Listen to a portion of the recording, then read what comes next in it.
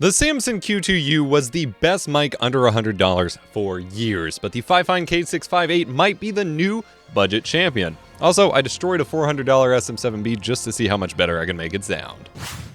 Despite the fact that the manufacturer wants you to believe that the selling point is the RGB, it's actually the value for the price. Now, this thing is listed at $120 MSRP, and for that price, you're competing against a significantly higher tier of microphone, which this microphone I don't think competes with. But for $80 or $76 as it's on sale on Amazon, you're competing with the legendary Q2U. So does the Fifine mic dethrone the Q2U? It looks ridiculous. Yeah, you're supposed to mount the microphone into the shallow side of the shock mount, so you just have this big open hole. The USB port is labeled for 5 volts of DC power, not data, even though it would be useless just connected to power. You've got this giant knob on the side for input volume, and this thing gets absurdly hot. We're going to take advantage of this in a little bit, but right now, I'm probably only at 5%. Now, granted, my peaks are averaging around minus 12 dB, because that's a safe headroom way to go, but I can crank it all the way up, and I will normalize this in post, but you can see here, if I keep cranking it, and keep cranking it, and keep cranking it, we do eventually start clipping, especially if I get right up on it. Oh my. Tap button to disable the RGB, which you probably want to go ahead and do. We've got a capacitive tap button to mute the microphone as well. It comes with the shock mount, it comes with the thread adapter, it comes with a tripod, which is pretty dope. It's not the clearest microphone ever, but it does sound fairly convincing. It's a little bassy, despite the fact that if we're looking at the frequency response graph, we've got a frequency response of 70 hertz to 15 kilohertz, which is chopping off a little bit. Obviously, it doesn't literally chop off the audio, but in terms of proper detailed response, that doesn't always mean anything, but it can. And they actually provide a frequency response graph under pages and pages of RGB information. You can see it has a significant presence boost, but then a pretty just kind of standard gradual little bit of a roll off on the bass. I'm not a huge fan of this style. We've seen it in other microphones that I haven't been fans of, or a fan of, but I always find this presence boost weird because it's in the 3 to 6 kHz range, or maybe 8 or 9 kHz range, where it's really emphasized, and I don't always find that to be flattering in general. And even if you're talking about adding like airiness or clarity to a voice, you'd want to do that around 10K, and that's where it gets back down towards 0. So it's a little bit of a weird one in that regard.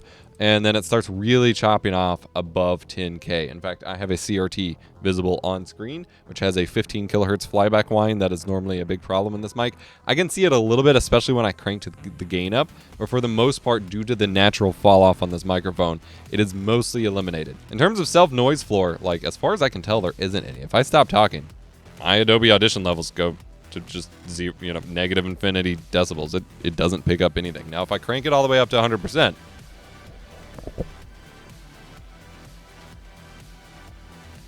we sit at like a noise floor of like minus 55 dB, and that's just the ambient sound in my room. So in that capacity, it's very impressive. Now, it has a USB sound card built in with a headphone jack.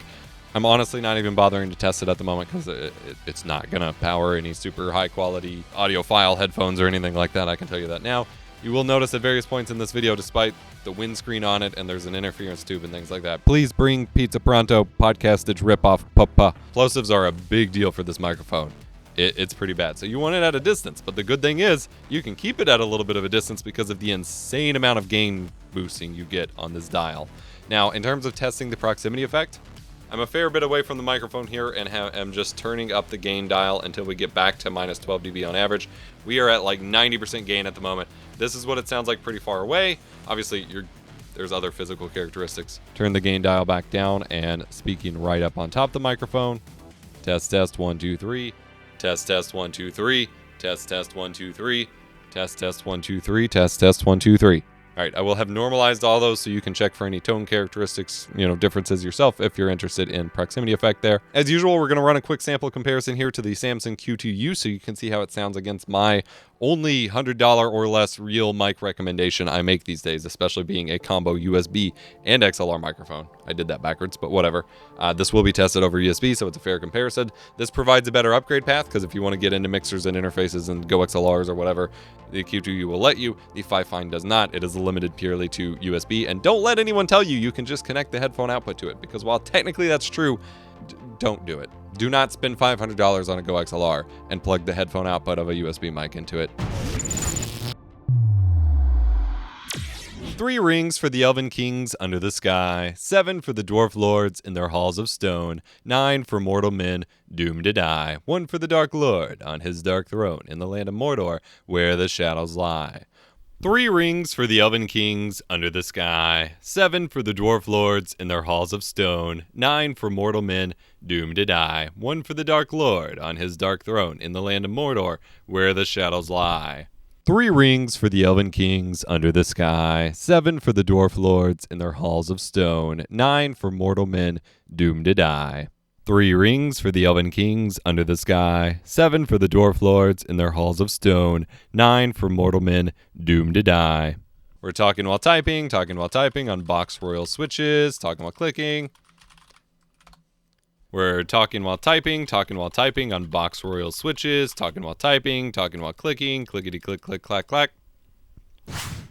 So, sound is cool and all, but I got very interested in the internal hardware given just for supposedly a dynamic microphone, just how much gain we were able to crank on whatever capsule is inside here. So that got me thinking. One trick pony, I guess, but how would it handle the capsule from an SM7b?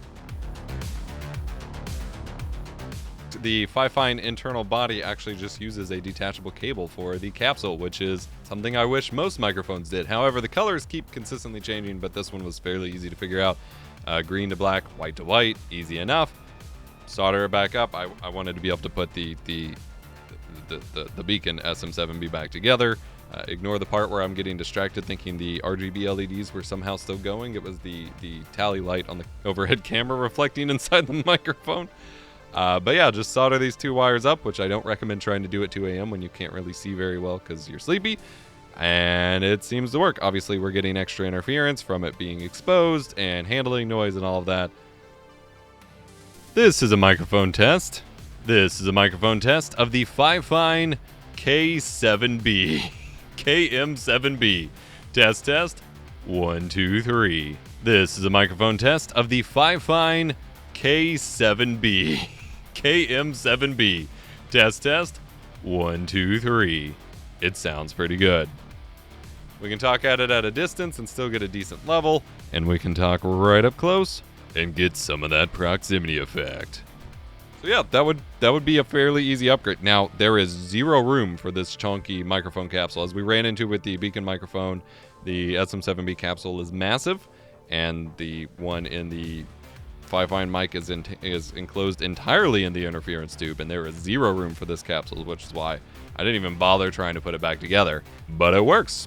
What also works is our sponsor, who makes videos like this possible for me to destroy stuff and do cool projects. And for this video, of course, it's the great folks over at Nerd or Die. They are here to help you just turn your stream into the best that it can be. Once you've figured out your audio solution and your video solution, and once you've gotten some streams under your belt, figured out how your on-screen personality works and all of that, then it's time to invest in a stream layout. And once you do, you probably want to take some elements of some different stream layouts and mix and match them together. And Nerd or Die is helping you do that with the assistance of a buy one, get one sale. If any order over $30, if you use coupon code BOGO at checkout at eposvox.gg/nerdordie, you get 50% off, which is absolutely bonkers. So get yourself an awesome stream layout, build your next stream, and let me know what you build. Send me screenshots over on Twitter or on our Discord server and let me know what you make.